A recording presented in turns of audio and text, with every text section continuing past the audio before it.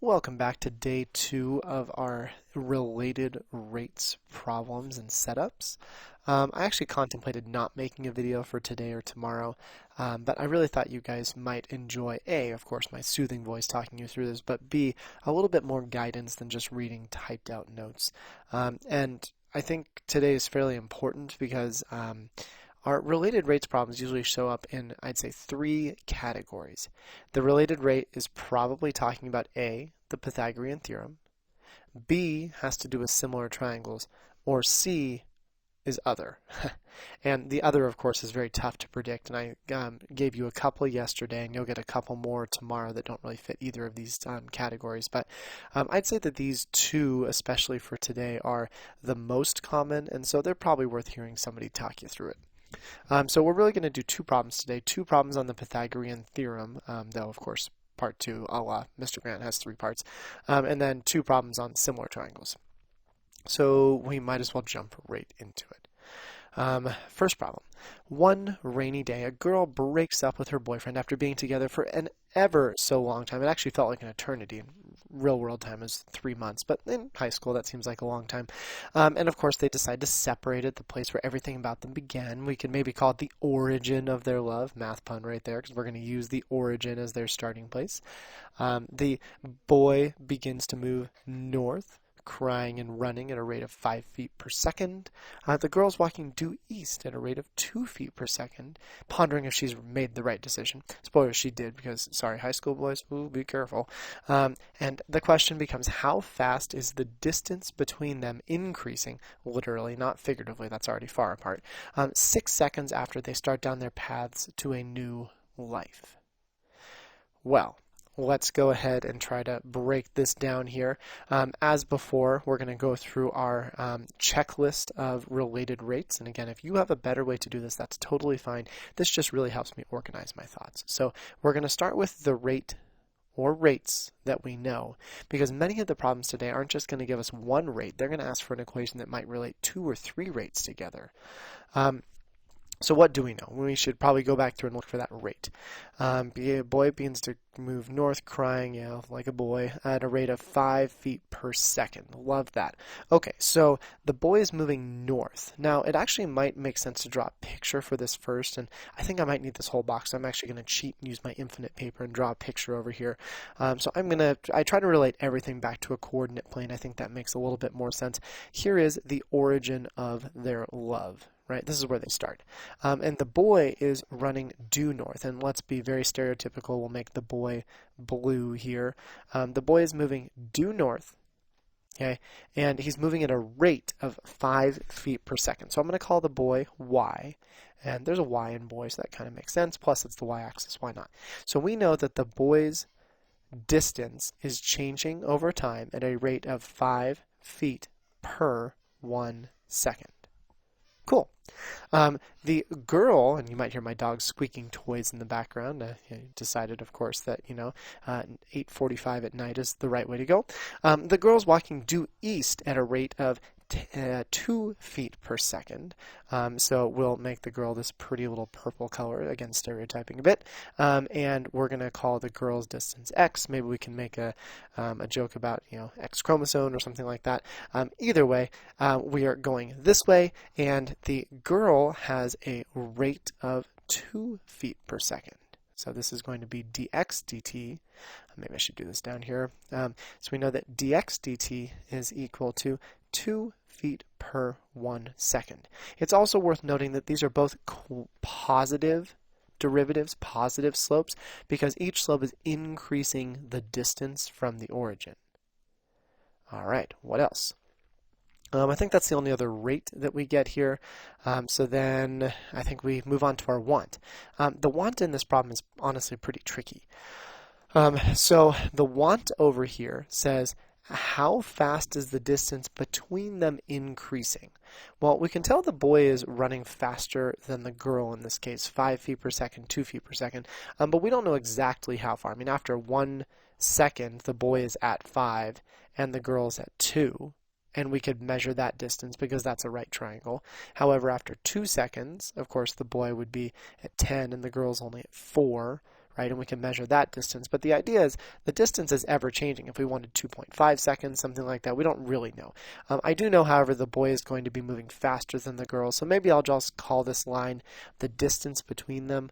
And it's a little obnoxious because we never want to call the distance d, because when we take the derivative, then you're going to be talking about dt, which is just silly sounding. Some people use a capital D. I just don't like it. So I'm going to go back to our trig, and I'm just going to call this r.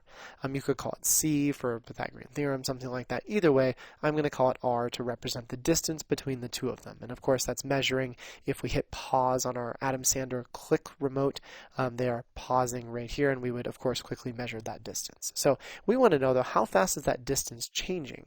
Because, of course, if time went on, as it usually does in life, the distance, the next time we pause, would be a great deal larger. So how fast is that distance actually changing? Well, that's what we want. We want to find dr dt. All right. Well, is there anything else? It says, how fast is distance increasing? 6 seconds after they start down a path to their new life.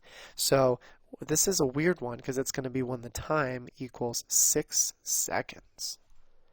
Okay, I think we're doing well so far. Let's jump over to the equation part. So we need an equation here. Maybe I should show this separation. We need an equation that relates all of our wonderful variables together. What variables? The non-calculus variables, y, x, and r. 3 variables here. What equation do we know with 3 variables? Well, I mean, picture this. We have x, y, and r. That, to me, right triangle, got to be the Pythagorean theorem. No surprise, since we're in the Pythagorean theorem section. So I think our equation here is going to be, of course, x squared plus y squared equals the radius squared. Nice. Next up, we need a derivative. Don't forget, when we take the derivative here, we always need to take it with respect to time. That's a dead giveaway in the denominator of our derivative here. So the derivative, we need to do d dt of x squared plus y squared equals d dt of r squared. I may run out of room here. I'm going to try to write pretty small and fit 2 more lines in here. I think that'll be okay. It shouldn't shock you, because we've done this a few times now, that the derivative of x squared is going to become 2x to the first times dx dt. And y squared, of course, will become 2y to the first times dy dt.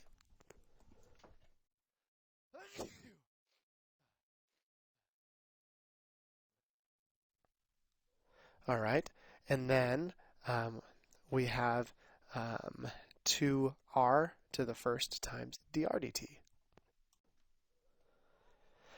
And there we have our derivative. Now, it's a pretty gnarly derivative. It has, of course, 3 different derivatives in it. And we could probably clean this up a bit. The first thing you might notice is that everything is divisible by 2. So I'm going to definitely go through and divide everything by 2. And then other than that, you also might notice that we eventually want dr dt. So you have 2 options here, and I'm actually going to show both because I have infinite time, and you can always fast forward me. Option 1 is you can isolate dr dt right away. And you can say, well, clearly I could just divide everything by r. And so I'm going to, again, try to show 2 options here, and maybe actually I'll cheat again and show the 2 options over on the other side. But showing how we get to one of the options, I could divide off the r, and that gives me what dr dt equals. And so let's actually take a look at both of these options. So I'll say option 1, and your choice, you can just watch both of these, copy one down. You can just copy the first down, watch the second, skip both, whatever sounds good to you. Option 1 is we can say we have the equation dr dt, that's the isolated dr dt, is equal to x times dx dt plus y times dy dt, all of that divided by r. However, option 2 is we don't do that and we keep everything as it was. So option 2 is we don't isolate the variable right away, so we don't have to deal with this crazy looking fraction here. And instead we say that, and it looked something like this, we had x times dx dt plus y times dy dt equals, and then it was r times dr dt. And we can work with either of those. It really does not make a difference. You don't have to get in the habit of isolating the variable. Some people like to do it at the beginning, other people prefer the end. Well, let's go ahead and work in those things that we know here. Well, of course, one thing we know is that we're trying to isolate dr dt eventually, so that's nice. we eventually need to replace x, we need to replace dx dt, we need to replace y, and of course dy dt, and also we need to replace r. We know we need to replace all of those because we need to find the value of dr dt here. Well, we should probably go back to our know and see what we can substitute in. We know dy dt is 5, dx dt is 2, and t is 6. So we know that dx dt was 2, and it was, I think, feet per second. We know that dy dt was 6 feet per second. That's the boy's rate there. But then we have a lot of extra empties here. So maybe how does that time of 6 fit in? Well, the time of 6, I think, is going to fit in because it's going to tell us exactly when we hit pause on that remote of ours. And so if we hit pause on the remote and we think back to our graph, when we hit pause, each of our boy and girl, our star-crossed lovers here, are going to be paused in time. And so we should be able to figure out how far they went because we know how fast they're doing it. So for example, if I want to know y at a time of 6, I can take his rate, and remember the boy's rate was 6 feet per second, and I can multiply it by the number of seconds that went by. I'm sorry, he was running at 5 feet per second, wasn't he? And I'll have to go back and change that later on. I apologize. 5 feet per second for 6 seconds. Let's do that before I make any more mistakes. So this was 5 feet per second. And so we know he was running at 5 feet per second for 6 seconds. Our units cancel, and that gives us that he is 30 feet away. So I know that the y value, or the distance the boy has gone at this point, is, of course, 30 feet. And then, of course, we can do the same thing for x, but hopefully we can just do 2 times the 6 seconds that she's been going, and 2 times the 6 seconds will, of course, get her 12 feet. Well, how do we find the r? Well, we have a 5 feet and a 12 feet here, and luckily I picked something really nice, so go me. Oh, no I didn't. We have 12 feet and 30 feet here. That's what I'm looking for. And we can take a look at a triangle really quickly, and we know that our triangle has 12 feet and 30 feet, and we're eventually trying to look for r, but this is a right triangle, so we might just have to do a little bit more work. Pythagorean Theorem, hopefully you can work it through and see this is going to be 12 squared plus 30 squared, right? 12 squared and 30 squared over here, nothing too bad. And so I actually have a calculator ready to go. Think Pythagorean Theorem. If you're lost as to where that came from, try it out. But we're going to go through and we're going to do the square root of 144, that's 12 squared, plus 30 squared, I think that gets us 900, and I don't want that, so we're going to probably copy this down and then say, give me the approximate form, 32.311. What a gross, disgusting, but yet somewhat real-world number. So 32.311, I'm already doubting myself if that's correct, but it is correct, so go us. And that's the feet here.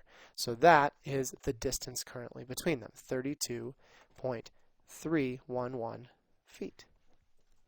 And then we continue to simplify. So as we continue to simplify here, we should probably do the top. Notice when we do feet times feet, we're going to get feet squared. So I'm seeing 24 square feet per second plus 150 square feet per second. All of this divided by 32.311, just plain old feet. Going a bit further, we see that dr dt is going to be equal to, that looks like 174 square feet per second. And then I'm going to do this all at once. This is over 1. Eventually I want to bring it up, so we'll multiply by the reciprocal, which will of course be 1 over 32.311. And then if it flips, we're going to have no unit on top, and the feet just travel with this guy down here. So thinking about our multiplication, the feet will cancel here, and that leaves us with dr dt equals 174 feet per 32.311 seconds. And although that's awesome, We usually try to simplify this down. We call it a unit rate. We always try to make the denominator 0. And of course, the easiest way to do that is just divide the top by the bottom, right? You can think of it as dividing both the numerator and denominator by 32.311. But ultimately, we're just going to do top by bottom, and that's going to give us, well, I don't know, 174 divided by that. And I'm going to try to use my exact answer. So 174 divided by, I'm going to go up and snag this guy and paste down the more accurate value, and we get 5.385. 5.385 feet per second. Now, a couple things to think about here. First, do the units make sense? Well, sure, dr/dt is just a line. A line is one-dimensional. It's measured in feet, and it's the same style line as these two sides, and both of those were measured in feet per second as well. So those units do make sense to me. Second, does the number actually make sense here?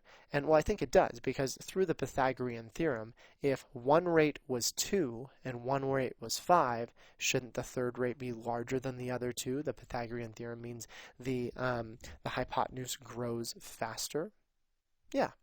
Now, of course, option 2, and I mentioned this earlier, is you could have plugged everything in but not kept things isolated, and that's totally okay. In fact, it might have made things a little bit easier. When you go through and plug everything in, this piece on the left side is equivalent to the numerator of my fraction over here. And the numerator ends up turning out to be 174 square feet per second. So I'm going to cheat and just say that's what it is. 174 square feet per second. I guess I'll use the real abbreviation for seconds instead of saying secant here. And then the other side, the radius was 32.311 feet times dr/dt. And so again, I'd treat this over 1. I would multiply by the reciprocal to bring it over. So I get 1 divided by 32.311 feet times 174 square feet per second. And we'll see those same units cancel to get dr/dt, which will, of course, be the same value.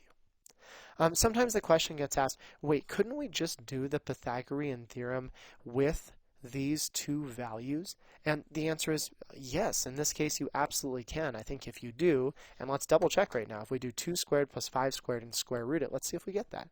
So we get the square root of 4, that's 2 squared, plus 25, that's 5 squared, and then we want the approximate value. Look, that's the exact same answer we got up above. So yes, you can do it that way. It doesn't always work out depending on what components they get you, and I think it's important to go the long way around, but sure, sometimes you can shortcut that, and it's always worth trying if you find a faster way. My way is never it's not always the fastest or most efficient way. Okay, so there's our first introduction to the Pythagorean theorem, but now let's see one where things aren't that straightforward, where we can't just use a squared plus b squared equals c squared with the original rates. Okay, let's go ahead and jump down to our second problem. This brings us back to our ubiquitous, forever known, or everywhere ladder problem. We actually began related rates with a ladder problem, and so we're going to continue back into this. So we have a 25-foot ladder leaning against the the wall of a house. The base is pulled away at a rate of 2 feet per second. When the base of the ladder is 7 feet away from the wall, what is happening? So all of these are talking about when the ladder is 7 feet away from the wall. That will become important. However, I'm going to start this again with a picture that just helps me visualize everything that's happening. And as before, I am going to make my picture on an XY axis here. That also helps me visualize everything in terms of x's and y's. I think it helps name our variables too. We have a 25-foot ladder, and it's leaning against a wall. So I'm going to go ahead and do my ladder like this. Again, does not have to be perfect, no stress. You'd probably just use a real line or just a regular line on a test. But either way, I think they did tell us that this ladder is 25 feet. It is not one of those extension ladders. It will always be 25 feet. They also told us that the base of the ladder is being pulled away from the wall, which means that this distance down here, and this distance we'd probably call x, this distance is increasing. And they also, I think, told us how fast this distance is increasing. They said it's being pulled away from the wall. We should double check this at 2 feet per second. So calculus-wise, dx dt is 2 feet per second. And I'm just going to draw a little arrow over there to show that we're moving to the right. Of course, that would make our height y up here, and we actually don't know dy dt in this case. Dy dt equals something, and realize that, of course, our height, though, is going down. It is decreasing, and that will become important later as well. Let's jump into our first problem. How fast is the top of the ladder moving down the wall? Well, we start with our no. We should be pretty confident at this point that dx dt is the no, and that is 2 feet per second. Nice. What do we want? Well, if we want to know how fast the ladder is moving down, we want dy dt. And in particular, we want it when x equals 7. That's the base of the ladder. We need an equation that relates x and y together, and preferably just x and y. We don't want to involve another variable if we don't have to. So you might be thinking, well, the Pythagorean theorem involves 3 variables. It does when all 3 sides are variable. But in this case, x, y, and the ladder are the 3 different values here, and the ladder is a constant. It's not a variable. And taking the derivative of a constant is 0 because the ladder can't change height or length or distance. The derivative of the ladder will be 0 because it's not changing over time. And so I think we can use the Pythagorean theorem here. We can say that x squared plus y squared equals the ladder's length squared. Nice. So we should probably go through and take that derivative. When we take the derivative, of course, we need d dt, and I don't want you to make any silly mistakes here, so I'm not going to leave this as 25 squared. I don't want you to think, oh, 25 squared, that's the power rule. We just bring the 2 down, it becomes a 1, and no, this is a constant. 25 squared is 625 feet. Okay. So we go through, we take this derivative. We've done this enough times now, it shouldn't shock you that the derivative of x squared is 2x dx dt. Y squared, 2y dy dt, and 25, 0. I am going to take the time to actually isolate dy dt this time. That's what we want. I figure it's nothing going to be too hard. We're going to divide everything by 2 first. 0 divided by 2 is just 0. We should probably subtract the x from both sides, or the x dx dt. And I'm actually going to kind of squish this over to the left side just to save some space, so we know it's y dy dt equals negative, we subtracted this, x times dx dt. And so isolating dy dt, I think gets us negative x times dx dt divided by y. Great, we have our dy dt isolated, and so now we move on to the substitute phase where we plug everything in. When we substitute, we know that dy dt is equal to negative something times something divided by something. Well, they told us when x was 7, so that's not a surprise there. And they told us that dx dt was 2 feet per second. Should probably add my units in here. So this is 7 just feet, I think, this time. And in fact, I'm actually going to write 7 kind of small up here so that we can see it's really 7 feet over 1. No units, just 1. But then I think we're short a y. Let's jump back to our picture. Let's think about this specific situation. And if there's a specific situation at a specific time, I always like to redraw the picture because now we can put in constants if we're talking about a specific time. And at this specific time, the hypotenuse is 25 and the base is 7. Can we find the height at this one specific time? Of course we can. We can use the Pythagorean theorem. So we can say at a time of whatever this time is, we know it's y squared plus 7 squared equals 25 squared. So y is going to be equal to the square root of 625 minus 49. And I think if you do that on your calculator, you'll find that's 24. This is actually another one of our Pythagorean triples, much less commonly known, a 7, 24, 25 right triangle, but it is one. So jumping back over here then, I think we found that our y variable in this case is actually 24 feet. Always takes a little bit of time for my OneNote to catch up. Very nice. And I should probably do the same thing we've done on the top, put that over 1. Simplifying down a little bit further, in the numerator, I'm looking like we're going to get 7 times 2 is 14. Feet times feet is feet squared, so negative 14 square feet per second. And then to get rid of the numerator down here, we're going to multiply by the reciprocal. That'll bring it up to the top so we don't have to deal with this complex fraction within a fraction, and we end up here. Working with those units a little bit better, we can, of course, cancel out our feet, or at least one of them in the numerator, and that's giving me, I think, negative 14 feet per 24 seconds.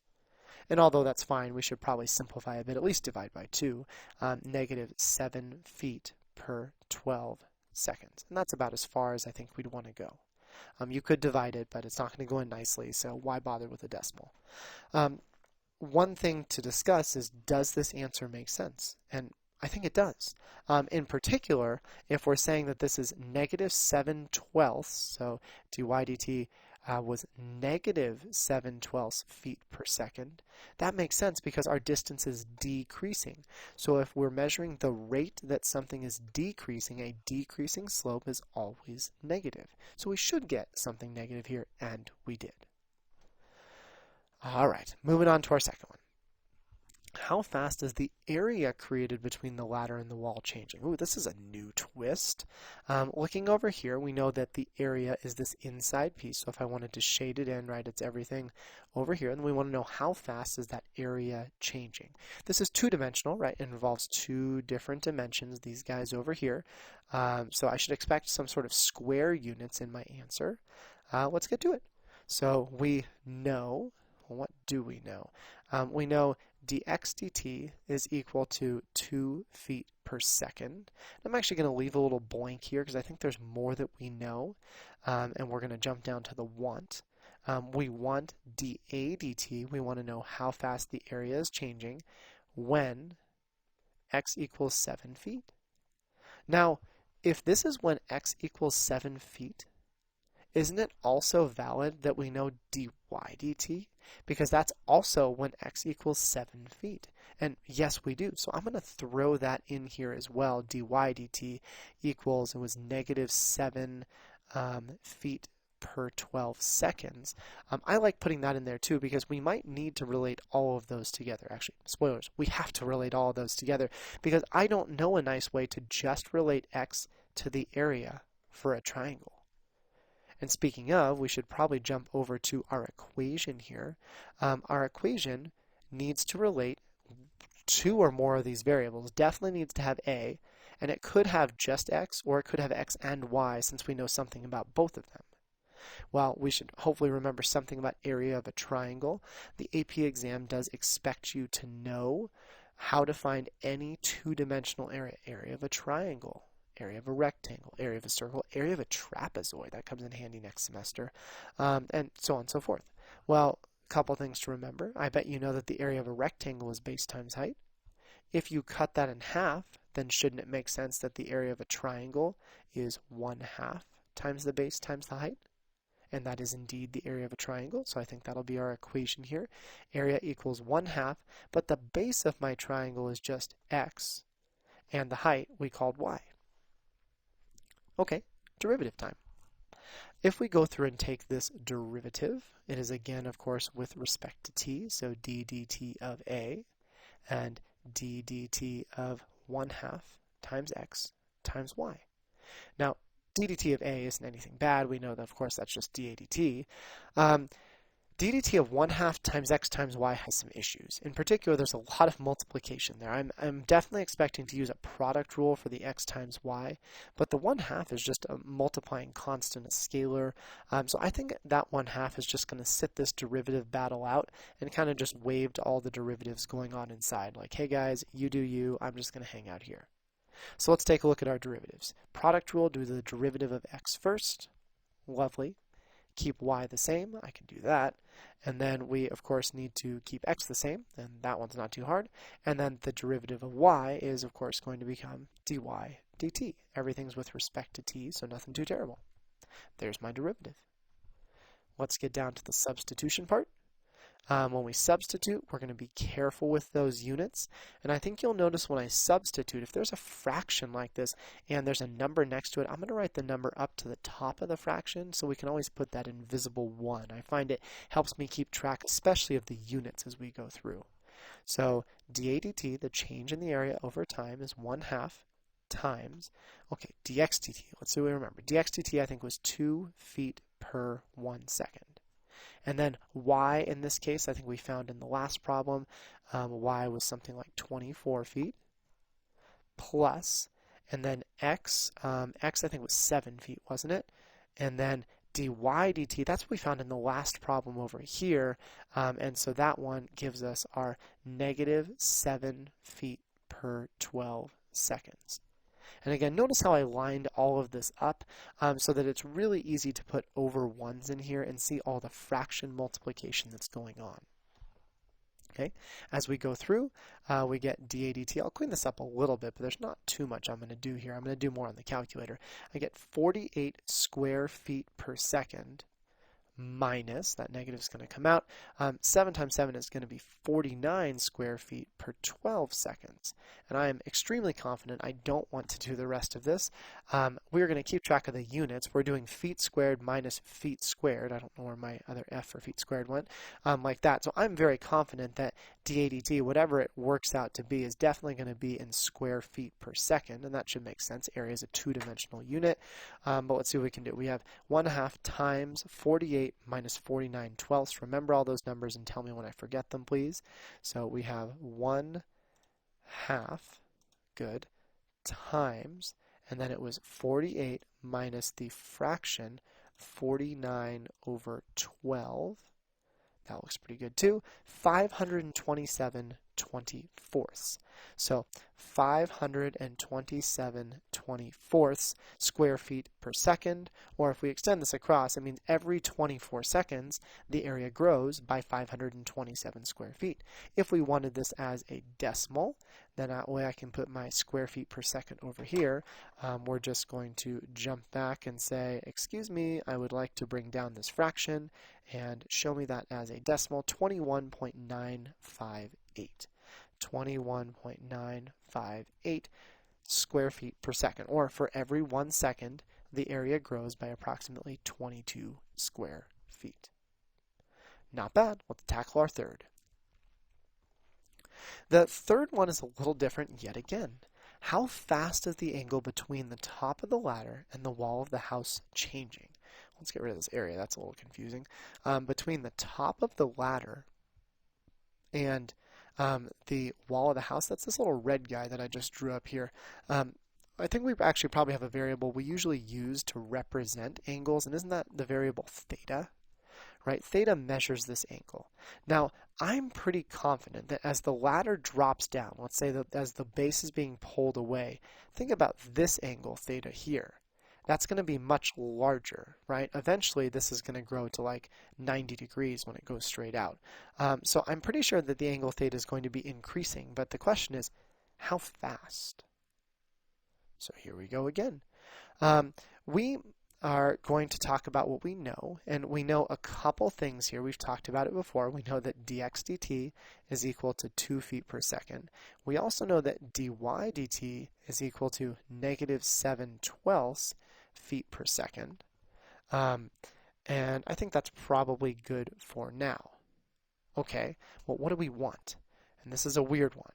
We want d theta dt. We want to know how fast theta is changing as time goes on. And this again is of course when x equals 7, which of course means that y is equal to 24. Those are both in feet. Cool. Now an equation. What equation is going to relate theta to these variables on the outside? Well, hopefully you're already thinking right triangle, trigonometry, SOHCAHTOA. You're 100% right. We actually have a couple equations that this could be. We have 6 of them, actually. There's 6 trig equations. I'm going to write 2 or maybe even 3 of them to start. Okay, so here are 3 possible equations. We could say that sine of theta is equal to the opposite over the hypotenuse. So it is equal to x divided by 25. That is a possibility. You might not want to write this for a quick second because I'm going to erase 2 of these. We could also say that cosine of theta is equal to y divided by 25, right? It's the adjacent over the hypotenuse. And we could also, of course, use that tangent of theta is equal to the opposite over the adjacent. all three of those are valid formulas. We know enough to do all of them. So if we want to choose one, and we can choose any of them, we want to choose the one that's going to make our life the easiest. Now let's think about each of them. Let's start with tangent. Couple things for why I'm not going to choose tangent. The derivative of tangent is secant squared. I don't want to deal with secant squared. And if I do the derivative of this side, I have two variables dividing. I have to do the quotient rule. There is no way I want to deal with secant squared and the quotient rule. No, tangent, sorry, you're out. Well, let's think about these other two. If I do the derivative of x, it's going to give me a dx dt. Dx dt isn't too bad. That's 2. Okay, I can deal with that. If I do the derivative of y, that's going to give me dy dt. That's more of a gross fraction. And the derivative of cosine is a negative sign. We don't like negatives. I would say between the two of these, I think sine is probably our best bet. It's up to you. Again, any of them will work. We'll all get the same answer, but let's work with sine. So here comes my derivative. d dt of sine of theta, okay, equals d dt, and instead of x divided by 25, let's think of it as 1/25 times x. Derivative of sine, of course, is cosine of theta, but wait, we kept the inside the same, so our chain rule says multiply by the derivative of theta with respect to t. We work the other side. 1/25 is a constant, not affected, just the derivative of x, which is dx dt. All right. We can isolate things right now, or we can do this later on. It is totally up to you. Some weird things are going to happen with units, though, and we'll talk about that in just a second. But let's go ahead and maybe not isolate this time. Let's skip straight to the substitution part. So cosine of theta is going to get replaced with something. I'm interested in d theta dt, 1/25, and we know that dx dt is 2 feet per second. All right, well, that's nothing too bad here. What is cosine of theta, though? Well, cosine of theta, the answer to this is the ratio of the adjacent side, and I think we know the adjacent side in this situation over here, the adjacent side over the hypotenuse. So actually, cosine of theta, that actual ratio, is 24 feet to 25 feet. And I think, don't our feet cancel here too? I think they kind of do. Or you could maybe say that the ratio of this is 24 to 25 feet, and that's probably a better way to think about it. Okay, now as we go through here, we are going to try and do our best to simplify. I'm going to go ahead and get rid of this guy by multiplying by the reciprocal. And that's going to give me d theta dt is equal to, and let's multiply this guy together, 2 feet per 25 seconds times the reciprocal, so 25/24 feet. Now the feet drops to the bottom, technically it's feet over 1, right? And so our feet cancel out. And actually, I think our 25s cancel out too, which is really nice. And 2/24 is 12. D theta dt is equal to 1/12. Seconds are in the bottom, but what's in the numerator? And so what you're going to learn is that when you deal with derivatives of trig functions, that if we have a d theta dt, we need to know that there are radians in the answer, not degrees. It has to be radians because, in fact, if we were working in degrees, the derivative of sine is not cosine in degrees. The derivative of sine is cosine times pi over 180. It's a little bit different. So by saying this, we are automatically invoking the fact that we are dealing in radians. And radians are actually sometimes called unitless units, which is very strange. And so what we're going to need to know is that if we're looking at d theta dt, theta has to have units over here, and this is going to be radians. Now, nobody writes radians, but if you were writing a conclusion, you might say that d theta dt is changing at a time of 1/12 radians per second. But just be careful with that. It's a very, very weird concept, but I've never seen a question where you're asked to write it like this, and I should put radians per second. We just need to know that this is the ratio of radians per second, and that's nothing too terrible. So we end up with our final answer. Thank you for hanging out with the Pythagorean theorem, but we are not done, are we?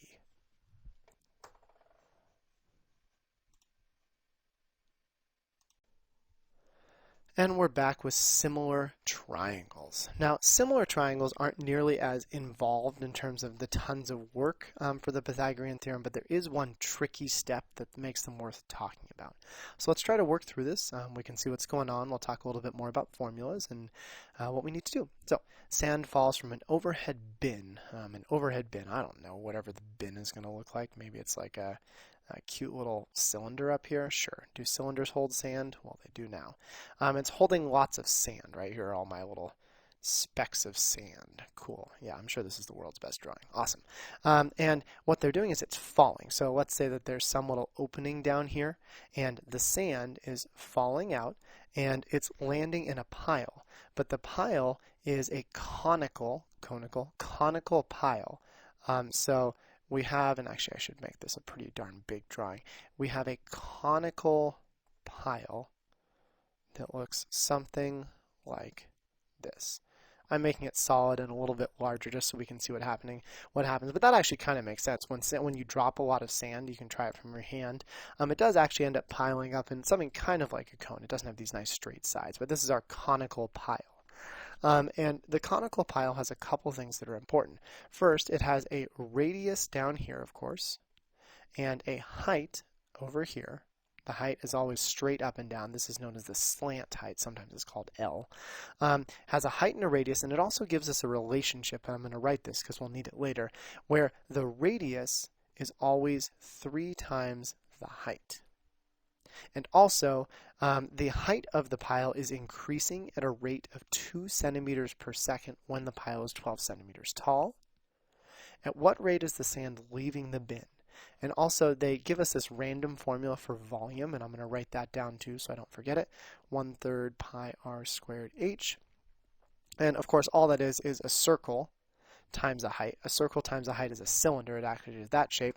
But then it turns out 1/3 of a cylinder makes a cone. You do not need to have 3-dimensional formulas memorized. If they expect you to use a 3-dimensional formula, they will provide it. So that's kind of good news. All right, where the heck do we start? Well, let's go through our checklist. We want to start with what we know. We know that the height of the pile is increasing. So we know dh dt equals 2 centimeters per second. And I'll even put the when part. So when the pile is 12 centimeters tall, that's got to be the height. So when h equals 12 centimeters. Nifty. At what rate is the sand leaving the bin? Well, leaving the bin. Well, don't forget that the sand is actually a 3-dimensional quantity. So I think really what they're saying is, what is the volume? Volume is the amount of stuff here. So what is the volume of this pyramid, or how is the volume changing at that time?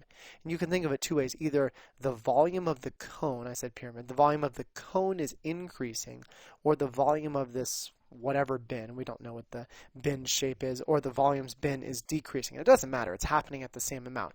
The amount of sand that falls on here is the amount that leaves here. So I think we're probably looking for, the thing we want here is dv dt. And that should probably make sense since they give us a formula for volume. So let's jump down to an equation, because this is where things get kind of interesting. So we need an equation here. Okay, and it looks like our equation seems to be volume equals 1/3 pi times the radius squared h. And that to me makes a lot of sense. I mean, they gave us the volume formula, except I don't want to take the derivative of that. I'm not scared of the 1/3 pi, but I am a little apprehensive about that r squared times h. That's going to be the product rule, and it's going to give us a dh dt and a dr dt. And that's not good. And the reason that's not good is because I only know dh dt. I don't want an dr dt to be in my derivative. In fact, I don't want an r at all. I just know the height up there. I don't want to do anything with r. But don't we have a substitution over here? Don't we know that we are allowed to replace r with 3h? Okay, and I think we can even go further here. We can say that this is, let's clean this up a bunch, 1/3 pi, 3h times itself is going to be 9h squared times an extra h. 1/3 of 9 is 3, and h squared times h is h cubed. That formula looks much nicer, doesn't it now? Actually, we should probably go ahead and take the derivative here. So if we want the derivative at this point, we need d dt. And you don't have to write d dt of both sides. I'm just doing it for completeness sake. I would imagine you'd probably just do that part in your head. But we're going to go through and take this derivative, and I think the derivative will be much nicer. dv dt equals, the 3 pi is a constant, so we ignore that for now.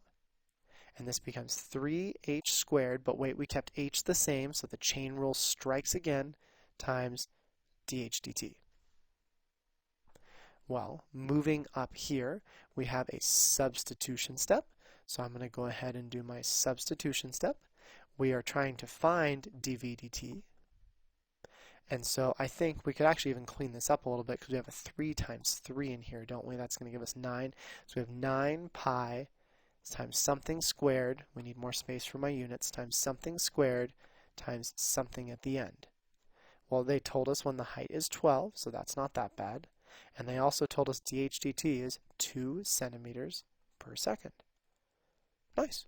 All right, let's work with these units again. So we end up with 9 pi times 12 squared, that's 144 square centimeters, times 2 centimeters per second. That is a lot of multiplication. I don't think it's anything too terrible. I can probably try some mental math, and you can let me know if I do it wrong. Let's see how it goes.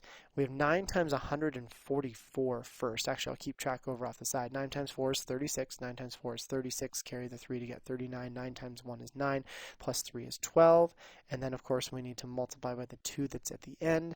6 times 2 is 12. Carry the 1. 18, 19. Carry the 1. 4 is 5. And 2. I'm getting 2592. And hopefully someone will confirm that, but that's okay if you don't. So I'm looking at 2592 pi centimeters squared times more centimeters gives us cubic centimeters per second. So how fast is the rate leaving, or how fast is the sand leaving the bin? It's leaving at 2,592 pi cubic centimeters per second. Now, I know this section is called similar triangles, and you're like, but you didn't do similar triangles here. You're right.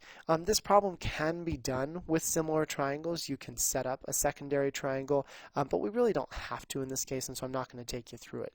But this next one, you do. So let's go ahead and take a peek here. We have a full ice cream cone 5 inches high and 2 inches in diameter. Let's draw that first. This is just an upside down cone, isn't it?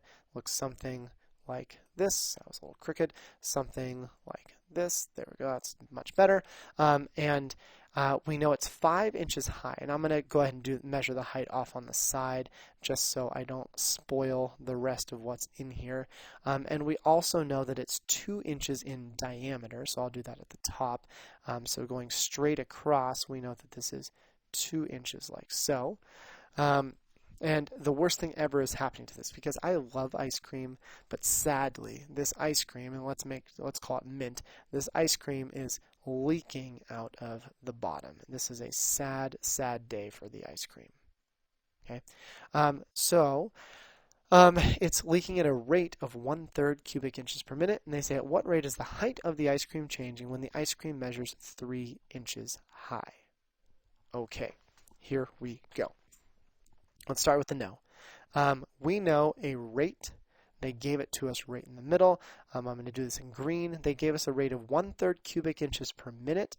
And look at that cubic inches. That's a big giveaway here. I'm going to leave what that is. I'm going to say it's 1/3 cubic inches per minute. Cubic, 3-dimensional, that's got to be the rate the volume is changing. Volume is 3-dimensional. They're telling us that the volume changing over time is such. Okay. Looking good so far. However, we also need to realize that this is the height changing, and if it's leaking, wouldn't you agree that the volume is decreasing here? And so we need to make dv dt a negative value to show that the height is decreasing, the volume rather is decreasing. Okay, what else? Well, what do we want? We want, what do we want? We want the rate that the height of the ice cream is changing. So I did that in yellow. I might as well keep to it. We want to know dh dt, in particular, when h equals 3. Okay. Well, do we have an equation? We certainly do. Our equation here is given to us. Volume equals 1/3 pi r squared h. Uh-oh. Same situation as before. I don't want to take the derivative of this because I'm going to have dh dt. Cool, I love that. But I'm also going to have dr dt, and that's not going to be great because I don't know anything about that radius. So what can we do? Well, we think back to similar triangles. In particular, I have one triangle in here that has a height of 5 and, of course, a radius of 2. But then what's happening, and I'm going to erase this in just a second, so be careful, is originally my ice cream cone is completely full of mint ice cream. But it is leaking out. And so eventually, I'm just going to pick a random spot. Eventually, my ice cream amount is going to be down to here, or even lower. And if that happens, then think about what's going to be here. There's going to be a new height.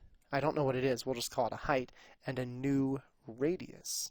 However, it's constrained by the size of the cone, and in fact, I think I see two triangles nested inside of each other. Right? In particular, I see one triangle, and I'm going to try to draw this over here so I don't waste too much space. I see one triangle that I did in blue and yellow with the side like so, where this is 2 and 5. And I see a smaller triangle that looks like this with unknown radius and unknown height, because that's going to be constantly changing. And because they are right-angled triangles nested inside of each other, these triangles are similar triangles. And to do similar triangles, it's a lot of people freak out and they're like, I never remember what goes over what.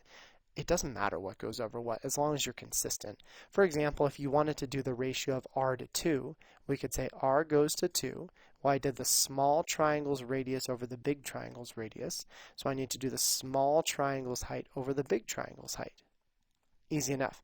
This ratio shows us how the triangles are related. In particular, if we cross multiply, we end up with 5r equals 2h. And the issue with this problem is there's an extra r in here that I don't want, so I should probably isolate r. And we get that r is, learning how to divide by 5, is 2/5 h. So by utilizing similar triangles in this situation, we're actually able to replace one of our variables and come up with a much nicer equation. In particular, volume equals 1/3 pi. Instead of the radius, we have 2/5 h squared times h. Or simplifying down further here, we have volume equals 1/3 pi. I think this 2 squared, we are allowed to distribute. There's only multiplication and division. We get 4/25 h squared times another h. Or bringing everything out here, we get 4 pi, 3 times 25 is 75 h cubed. That is a way easier volume formula to take the derivative of. So here we go. Let's do our derivative. So we need d dt of each side, like so. 4 pi divided by 75 times h cubed. This, of course, gives us dv dt. The 4 pi divided by 75 is just hanging out saying, hey guys, we're doing our own thing. H cubed, though, becomes 3h squared times dh dt. Don't forget that chain rule. And then cleaning this up, 3 and 75 becomes 1 and 25. So I think we can probably say that dv dt is equal to 4 pi over 25 times h squared times dh dt. Last but not least, we need to go ahead and find our height. So this is our substitute section. We know dv dt, that was negative 1/3. And actually, I'm going to move all my units around. So it's negative 1 cubic inches per 3 minutes equals 4 pi over 25, unitless there, easy enough. Our height, they said when the height is 3 inches high, so 3 inches squared times dh dt, which I think that's actually what we're trying to find, so that's nice, dh dt.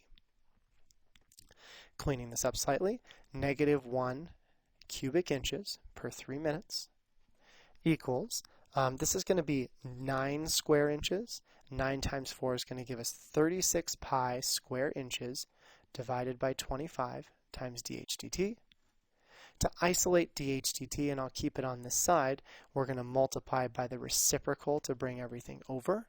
And so that's going to give me negative 1 cubic inches per 3 minutes times the reciprocal, which is 25, divided by 36 pi square inches. Now what's going to happen here? Well, zooming in a bit, we have square inches that cancel out all of the cubic inches except for 1. It looks like we have negative 25 on the top, and I know I'm working right to left, sorry, that's very strange, negative 25 inches, and in the denominator we have 3 times 36, 3 times 6 is 18, so that's 8, 9, so I think we're going to get 108 pi minutes. And we have found our change in height. Whew, this day had a lot of work, and we only covered 4 problems, and I know it definitely took us a long time, so thank you for sticking through it. Tomorrow's going to be faster. We have a couple free responses to work through, and that's it.